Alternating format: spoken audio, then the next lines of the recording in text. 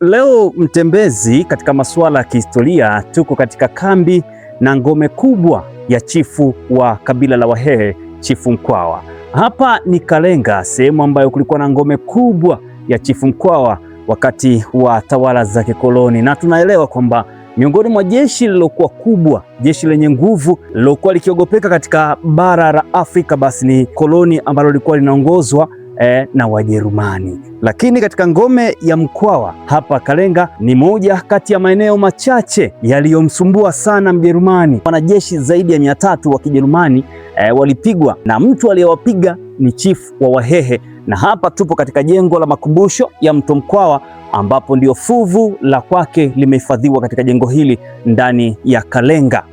Kwa hiyo kuna kumbukumbu nyingi sana ambazo ukifika ndani ya Kalenga utajifunza, na kumbukumbu hizo zitatusababisha sisi wa Afrika tuweze kukumbuka historia yetu kinagaubaga na kuweza kujua wapi tumetoka na ni wapi tunaelekea. Mimi ni Joseph Makori, niite Mr. P, Mr. Producer. Niko na wanke wa mapicha nyuma ya kamera, Iringa Boma, pamoja na Fahari Yetu. Tunajitahidi kukupitisha katika nyanja mbalimbali za kihistoria na kuhakikisha kwamba wewe Mtanzania na mtazamaji unapata kile ambacho kitakusababisha pia ukumbuke namna ya Uafrika wetu ulivyotokea na mpaka hapa tulipo. Thank you so much. Respect.